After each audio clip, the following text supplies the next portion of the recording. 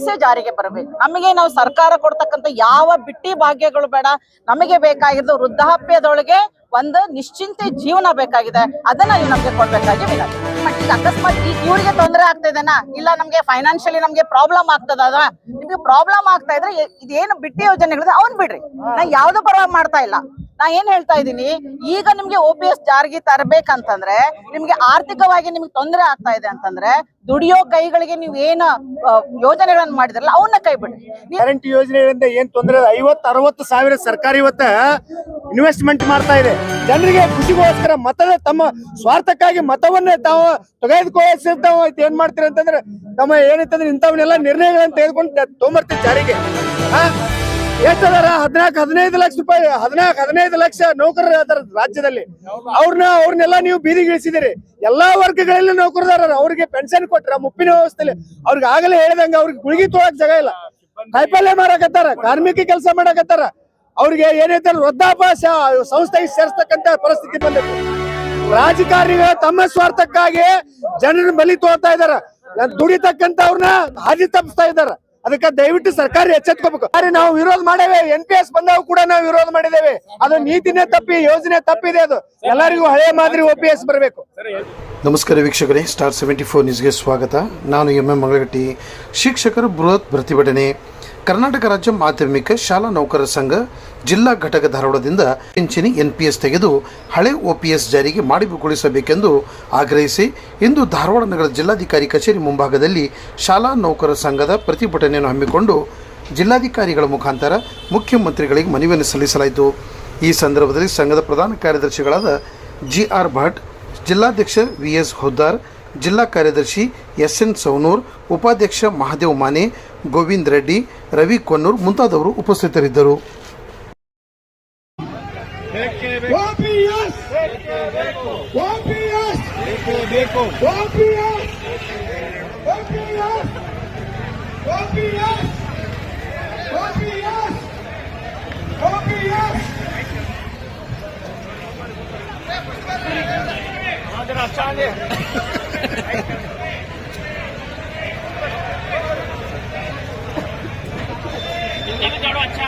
ನಮ್ಮ ಬೇಡಿಕೆಗಳನ್ನು, ನಮ್ಮ ಹಕ್ಕುಗಳನ್ನು ಈಡೇರಿಸಿಕೊಳ್ಳೋದಕ್ಕೋಸ್ಕರ ನಾವು ಇವತ್ತು ಪ್ರತಿಭಟನಾ ರ್ಯಾಲಿಯನ್ನು ಹಮ್ಮಿಕೊಂಡಿದ್ದೇವೆ.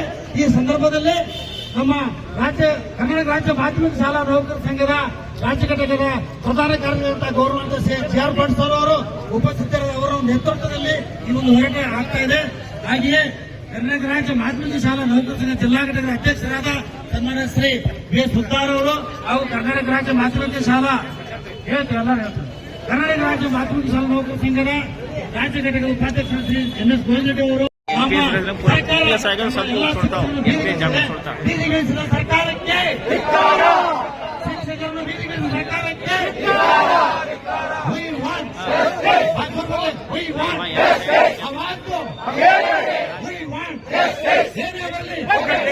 ಈಗ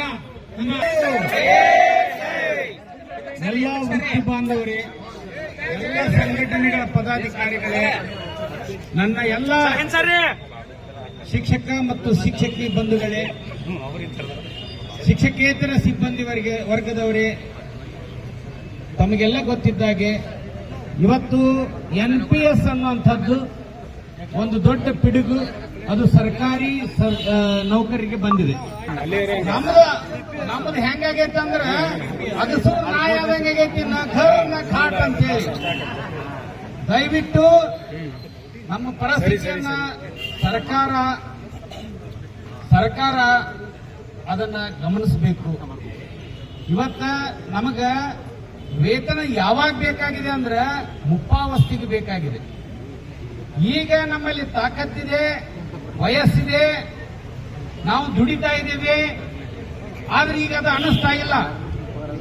ಆದ್ರೆ ಮುಪ್ಪಾವಸ್ಥೆಗೆ ಬಂದಾಗ ನನಗೆ ಗುಳಿಗೆ ತಗೊಳಕ್ಕೂ ಒಂದು 10 ರೂಪಾಯಿ ಇಲ್ಲಂತ ಪರಿಸ್ಥಿತಿ ಬಂದಾಗ, ಮಕ್ಕಳಂತೇಳಿ ಕೈಗೆ ಒಡ್ಡುವಂತ ಪರಿಸ್ಥಿತಿ ಬಂದಾಗ ಮಕ್ಕಳು ನಿಮ್ಮನ್ನ ಯಾವ ರೀತಿ ನಮ್ಮನ್ನ ನೋಡ್ತಾರಂತ ಅವಾಗ ಅನುಭವಿಸೇ ಗೊತ್ತಾಗತ್ತೆ.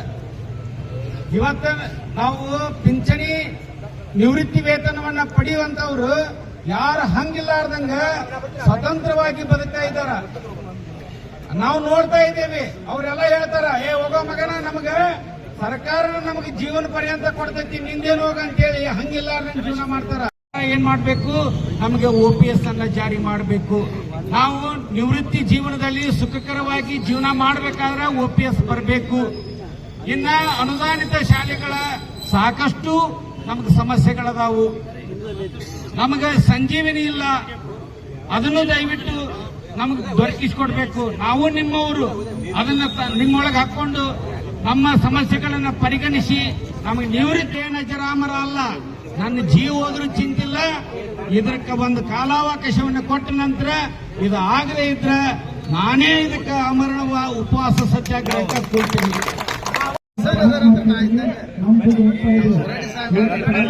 ನಮಸ್ಕಾರ. ಇವತ್ತಿನ ದಿವಸ ನಾವು ಮಾಧ್ಯಮಿಕ ಶಾಲಾ ಶಿಕ್ಷಕರ ಸಂಘದಿಂದ OPS ಪರವಾಗಿ ನಾವು ಇವತ್ತ ಹೋರಾಟವನ್ನ ಮಾಡ್ತಾ ಇದೀವಿ. ಈಗ ನಿಮ್ಗೆಲ್ರಿಗೂ ಗೊತ್ತಿರೋ ಹಾಗೆ ಈಗ ಸಣ್ಣ MLAಗಳು ರಿಟೈರ್ಡ್ ಆದ್ರೂ ಸಹಿತ ಅವ್ರಿಗೆ ಏನಿದೆ, ಅವ್ರ ಜೀವನ ಪರ್ಯಂತ ಅವ್ರಿಗೆ ಪೆನ್ಷನ್ ಇದೆ. ಆಮೇಲೆ ಅವ್ರು ಸಾಕಷ್ಟು ದುಡ್ಡು ಮಾಡಿರ್ತಾರೆ. ಇದು ಒಂದು ಕಟ್ಟು ಸತ್ಯ. ಅದನ್ನ ಯಾರು ನಾವು ನೇರವಾಗಿ ಹೇಳದೇ ಇದ್ರು ಸಹ ಇದು ಕಟ್ಟು ಸತ್ಯನೇ. ಆದ್ರೆ ನನ್ಗೆ ಗೊತ್ತಿರೋ ಹಾಗೆ ಈ ಸರ್ಕಾರಿ ಸೇವೆಯಲ್ಲಿ ಇರ್ತಕ್ಕಂಥ ಯಾವುದೇ ಇಲಾಖೆ ಒಳಗೆ ತಗೊಂಡ್ರು ಸಹಿತ ಎಲ್ಲಾದ್ರೂ ಒಂದು ಹಂತದಲ್ಲಿ ಭ್ರಷ್ಟಾಚಾರ ಅನ್ನೋದು ಇದ್ದೇ ಇದೆ. ಆದ್ರೆ ಇವತ್ತಿನ ದಿವಸ ನಾನು ಪ್ರಾಮಾಣಿಕವಾಗಿ ಎದೆ ಮುಟ್ಕೊಂಡು ಏನ್ ಹೇಳ್ತಿದ್ದೀನಪ್ಪ ಅಂತಂದ್ರೆ, ಇವತ್ತು ಭ್ರಷ್ಟಾಚಾರ ಇಲ್ದೇನೆ ಏನಾದ್ರು ಸೇವೆ ಮಾಡ್ತಾ ಇದಾರಂದ್ರೆ ಅದು ಶಿಕ್ಷಕರು ಮಾತ್ರ. ನಾ ಕೇವಲ ಇಲಾಖೆ ಅಂತ ಹೇಳ್ತಾ ಇಲ್ಲ, ಕೇವಲ ಶಿಕ್ಷಕರು ಮಾತ್ರ ಯಾವುದೇ ಆಸೆ ಇಲ್ದೇನೆ ಪ್ರಾಮಾಣಿಕವಾಗಿ ದುಡಿತಾ ಇದಾರೆ. ಇನ್ನು ತಮ್ಮ ಜೇಬಿಂದ 1000 ರೂಪಾಯಿ ಖರ್ಚು ಮಾಡಿ ಮಕ್ಕಳಿಗೆ ಸಹಾಯ ಮಾಡ್ತಾರೆ ವಿನಃ ಬೆಂಚಿನ ಕೆಳಗೆ, ಡೆಸ್ಕಿನ ಕೆಳಗೆ ಅಂತ ಹೇಳಿ ನಾವ್ ಯಾವ್ದು ದುಡ್ಡನ್ನ ಅಪೇಕ್ಷೆ ಪಡ್ತಾ ಇಲ್ಲ. ಇಂಥ ಸಂದರ್ಭದಲ್ಲಿ ನಾವು ನ್ಯಾಯಯುತವಾಗಿ ಕೇಳ್ತಾ ಇರೋದು OPS ಮಾತ್ರ. ಈಗ ಜನರುಗಳ ಭಾವನೆಗಳು ಬದಲಾಗ್ತಾ ಇದೆ, ವಿದ್ಯಾರ್ಥಿಗಳಲ್ಲಿ ಮೀನ್ಸ್ ಈಗಿನ ಜನರೇಷನ್ ಅಲ್ಲಿ ಸಂಸ್ಕಾರಗಳು ಬದಲಾಗ್ತಾ ಇದೆ. ಒಂದ್ ಕಾಲ ಇತ್ತು, ನಮ್ದು 70s ಅಲ್ಲಿ ಹುಟ್ಟಿರೋರು ಮಕ್ಕಳು ಏನೇನು ವಿಚಾರ ಮಾಡ್ತಾ ಇದ್ವಿ, ತಂದೆ ತಾಯಿ ನಮ್ ಜವಾಬ್ದಾರಿ, ಅತ್ತೆ ಮಾವ ನಮ್ ಜವಾಬ್ದಾರಿ ಅಂತಕ್ಕಂಥ ಭಾವನೆ ಇತ್ತು. ಆದ್ರೆ ಈಗಿನ ಜನರೇಷನ್ ಒಳಗೆ ಅಂತ ಯಾವುದೇ ಸಂಸ್ಕಾರಗಳು ಉಳಿದಿಲ್ಲ.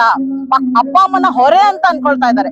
ಇವತ್ತಿನ ದಿವಸ ಏಪ್ರಿಲ್ 1ನೇ ತಾರೀಕಿಗೆ ಅವನು 1 ಲಕ್ಷ ರೂಪಾಯಿ 2 ಲಕ್ಷ ರೂಪಾಯಿ ಪಗಾರ ತಗೊಂಡಿರೋನು ಮೇದೊಳಗೆ ಒಂದು ಬ್ಯಾಂಕ್ ಖಾಲಿ ಇದೆ, ಅವನಲ್ಲಿ 1 ಪೈಸಾನು ಅವನಿಗೆ ಜಮಾ ಆಗೋದಿಲ್ಲ ಅಂತಂದ್ರೆ ಒಂದು ಮಾನಸಿಕ ಪರಿಸ್ಥಿತಿ ಏನಾಗಿರ್ತದೆ, ಅವ್ನು ಎಷ್ಟು ಫ್ರಸ್ಟ್ರೇಷನ್ ಹೋಗ್ತಾನೆ. ಅವಾಗ ಏನಾಗ್ತದಪ್ಪ ಅಂದ್ರೆ ನಮ್ಗೆ ಜೀವನನೇ ಬೇಡ. ಯಾಕಂದ್ರೆ ಇರುವಂತ ದುಡ್ಡೆಲ್ಲ ಮಕ್ಕಳ ಎಜುಕೇಶನ್ಗೆ, ಮಕ್ಕಳಿಗೆ ಮನೆ ಕಟ್ಟೋದಿಕ್ಕೆ, ಮಕ್ಕಳಿಗೆ ಮದುವೆ ಮಾಡೋದಿಕ್ಕೆ, ಇದಕ್ಕೆ ತನ್ನ ಜೀವನದ ಪರ್ಯಂತ ದುಡಿಮೆಯನ್ನ ಮಕ್ಕಳಿಗೋಸ್ಕರ ಅವನು ಖರ್ಚು ಮಾಡಿರ್ತಾನೆ.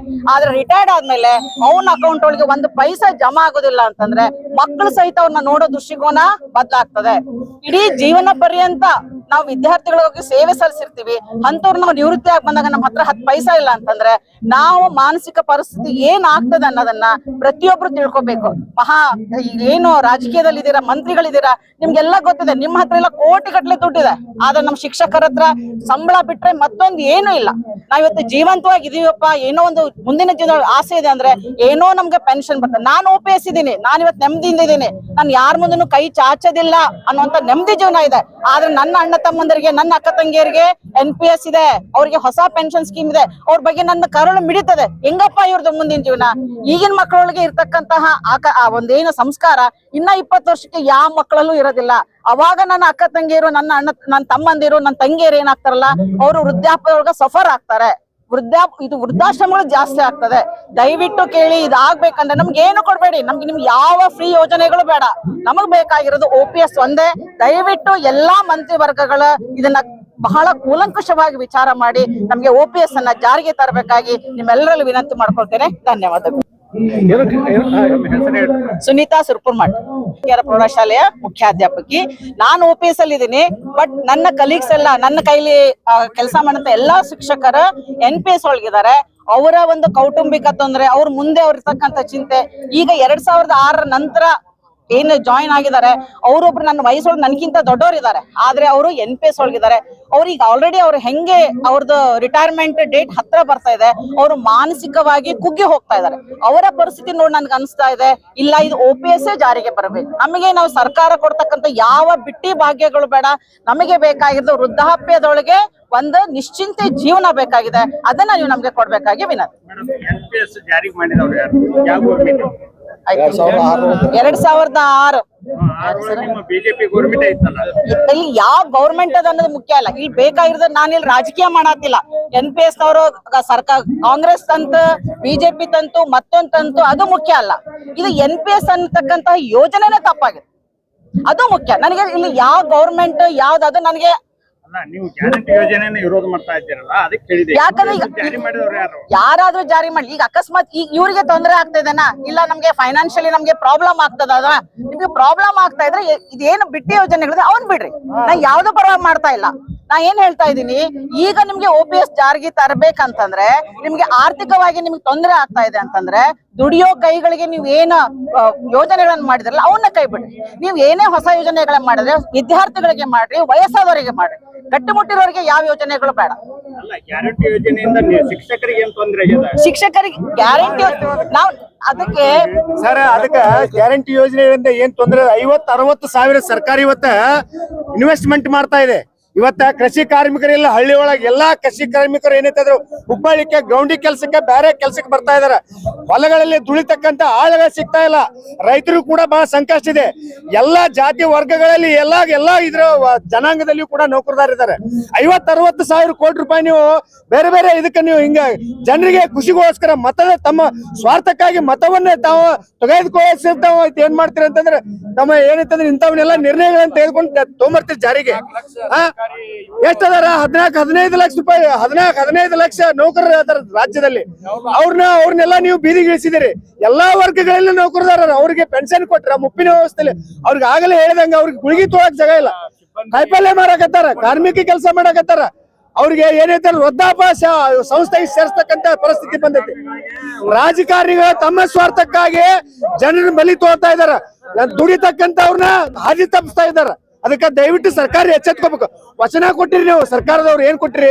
ನಮ್ಮ ಸರ್ಕಾರ ಜಾರಿಗೆ ಬಂದ್ರ OPS ತೊಗೊಂಬರ್ತೇವಿ ಅಂತೇಳಿ ಆ ವಚನದ ಪ್ರಕಾರ ನಡ್ಕೋರಿ ನೀವು. ಆ ವಚನದ ಪ್ರಕಾರ ಸರ್ಕಾರ ನಡ್ಕೊಳ್ಬೇಕಷ್ಟೇ.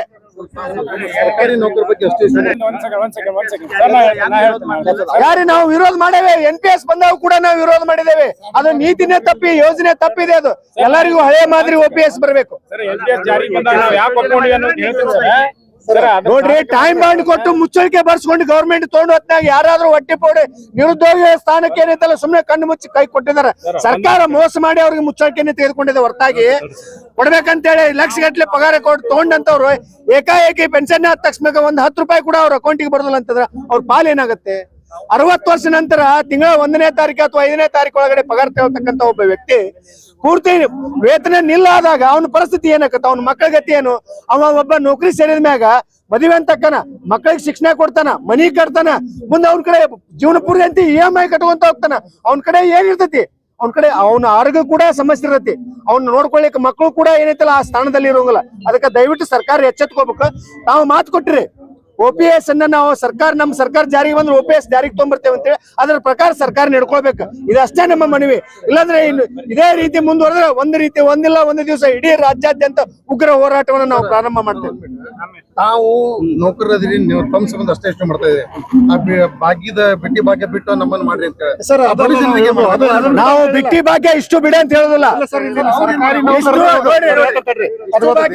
ಸರ್. ನಾವು ಯಾವುದೇ ರೀತಿ ಜನಸಾಮಾನ್ಯರಿಗೆ ಕೊಡ್ತಕ್ಕಂತ ಸೌಲಭ್ಯಗಳನ್ನ ಬಿಡೋದು ಹೇಳ್ತಿಲ್ಲ ಸರ್. ಅದನ್ನ ಹೇಳ್ತಾ ಇಲ್ಲ ಬಿಡಿ. ನಾವು ಯಾವುದೇ ರೀತಿ ಸಾರ್ವಜನಿಕರಿಗೆ ಕೊಡ್ತಕ್ಕಂತ ಸೌಲಭ್ಯಗಳನ್ನ ಬಿಡಂತ ಹೇಳ್ತಿಲ್ಲ. ಸರ್ಕಾರಿ ಅಲ್ಲ ಸರ್ ಇಲ್ಲ, ಅವರು ಹೇಳೋದು ಲೋಕಾಯುಕ್ತದಲ್ಲಿ ಅವ್ರು ಹೇಳ್ತಾ ಇರೋದು ಏನೊಂದು ಸರ್ಕಾರಿ ನೌಕರರು. ಈಗ ನೋಡಿ, ನಮ್ಮ ಒಬ್ಬ ಪ್ರೈಮರಿ ಪ್ರಾಥಮಿಕ ಶಾಲಾ ಶಿಕ್ಷಕರು ಬಸ್ಸಿಗೆ ಹೋಗ್ಬೇಕಾದ್ರೆ ಬಸ್ ಅನ್ನು ಉಪಯೋಗಿಸ್ತಾ ಇದ್ದಾರೆ. ಅದನ್ನ ಬಿಡಿಸ್ರಿ, ನೀವು ಸಾರ್ವಜನಿಕರು ಕೊಡ್ರಿ. ಆದ್ರೆ ನಮ್ಮ ಸರ್ಕಾರಿ ನೌಕರಿಗೆ ಇರ್ತಕ್ಕಂಥ ಭಾಗ್ಯಗಳನ್ನ ತೆಗೆದುಹಾಕು. ಸರ್ಕಾರಿ ನೌಕರಿಗೆ ನಮ್ಮ OPS ಅನ್ನು ಕೊಟ್ರೆ ಅವ್ರು ಸಂಧ್ಯಾ ಕಾಲದಲ್ಲಿ ಆರಾಮಾಗಿ ಜೀವಿಸಬಹುದು. ಆಮೇಲೆ ನೀವು ಕೇಳಿದ್ರಿ ಏನಂತ, ಆ ಒಂದು ಯೋಜನೆ ಬಂದಾಗ ಯಾಕೆ ಒಪ್ಕೊಂಡ್ರಿ? ಬಟ್ ಅದ್ರ ಸಾಧಕ ಬಾಧಕಗಳನ್ನ ನಮ್ಮ ಸರ್ಕಾರಿ ನೌಕರಿಗೆ ಯಾವುದೇ ರೀತಿ ತಿಳಿಸ್ಲಿಲ್ಲ. ಏಕ್ದಮ್ 2010 ಏನ್ ಮಾಡ್ಬಿಟ್ರು, ಇಲ್ಲ ಇದು ಇಂಪ್ಲಿಮೆಂಟ್ ಮಾಡ್ತೇವೆ ನಾವು, ಇದಕ್ಕೆ ಒಳಪಡಲೇಬೇಕು. ಅದಕ್ಕೆ ಆಪ್ಷನ್ ಕೊಡ್ಲಿಲ್ಲ ಅವ್ರು. ಬೇಕಾ ಬೇಡ ಅಂತ ಹೇಳಿ. ಬೇಕಾ ಬೇಡ ಅಂದಾಗ ನಾವು ಅದ್ರ ಸಾಧಕ ಬಾಧಕ ವಿಚಾರ ಮಾಡಿ ಬೇಡ ಅಂತ ಹೇಳ್ತಿದ್ವಿ. ಅದು ಯಾವುದೇ ರೀತಿ ಇಲ್ದ ಏಕಪಕ್ಷೀಯ ನಿರ್ಧಾರವನ್ನು ತೆಗೆದುಕೊಂಡು ಅದನ್ನ ನಮ್ಮ ಹೊರೆಯನ್ನ ಹೊರಿಸಿದ್ದಾರೆ. ದಯವಿಟ್ಟು ಇವತ್ತು ಈಗ ಇರ್ತಕ್ಕಂಥ ಸರ್ಕಾರದವರು ನಮ್ಮನ್ನ ಆ NPS ಇಂದ ಮುಕ್ತಗೊಳಿಸಿ OPS ಅನ್ನು ಕೊಟ್ಟದ್ದಾದ್ರೆ ಸಂಧ್ಯಾ ಕಾಲದಲ್ಲಿ ಸುರಕ್ಷಿತವಾಗಿ ನಾವು ಬದುಕಬಹುದು. 2006ನೇ ಇಸ್ವಿ ಹಾಗೆ ಇದ್ದಂತಹ ಸರ್ಕಾರ ಇದನ್ನ ರದ್ದು ಮಾಡಿತು. ಅವರು ಕೇಳಿದ್ರೆ ಸೆಂಟ್ರಲ್ ಗವರ್ಮೆಂಟ್ ಅದನ್ನು ಬಂದ್ ಮಾಡಿದೆ. ನಮ್ಮ ಹತ್ರ ಏನಿಲ್ಲ ಅಂತ ಹೇಳ್ತಾರೆ. ಆದ್ರೆ ಕೆಲವು ರಾಜ್ಯಗಳಲ್ಲಿ ಈಗಾಗಲೇ OPS ಅನ್ನ ಜಾರಿ ಮಾಡಿದ್ದಾರೆ. ಅದೇ ರೀತಿಯಾಗಿ ಇನ್ನೊಂದು ಹೇಳ್ತೀನಿ ನಿಮಗೆ, ನಮ್ಮ ಈ ಸರ್ಕಾರ ಬರುವಾಗ ಗ್ಯಾರಂಟಿ ಯೋಜನೆಯಲ್ಲಿ 6ನೇ ಪ್ರಣಾಳಿಕೆ ಇದೆ. ನಿಮಗೆ OPS ಖಂಡಿತ ಜಾರಿ ಮಾಡ್ತೇವೆ ಅಂತ ಹೇಳಿದ್ದರಿಂದ ಎಲ್ಲ ಶಿಕ್ಷಕ ಸಂಘಟನೆಯವರು, ಶಿಕ್ಷಕರು ಇವರಿಗೆ ಮತವನ್ನ ಚಲಾಯಿಸಿದ್ದೇವೆ. ಆದರೆ ಇವತ್ತು ಅದನ್ನು ಮರೆತು ಈ ಸರ್ಕಾರ ಬೇಕಾಬಿಟ್ಟಿಯಾಗಿ ವರ್ತನೆ ಮಾಡ್ತಾ ಇದೆ.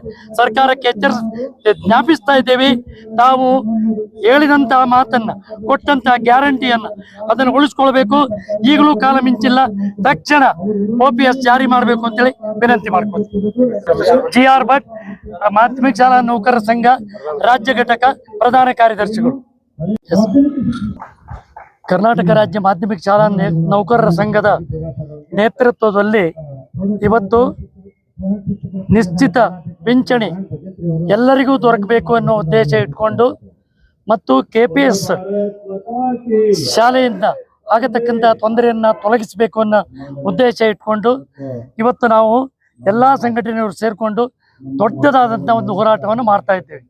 ಮೂಲ ಉದ್ದೇಶ ಇಷ್ಟೇ, ಶಿಕ್ಷಕ ನಿವೃತ್ತಿ ಆದ ನಂತರ ಅವನಿಗೆ ಯಾವುದೇ ಪಗಾರ ಇಲ್ಲದೇನೆ, ವೇತನ ಇಲ್ಲದೇನೆ ಅವನು ಸಾಯತಕ್ಕಂತಹ ಪರಿಸ್ಥಿತಿ ಇವತ್ತು ನಿರ್ಮಾಣ ಸರ್ಕಾರ ಮಾಡ್ತಾ ಇದೆ.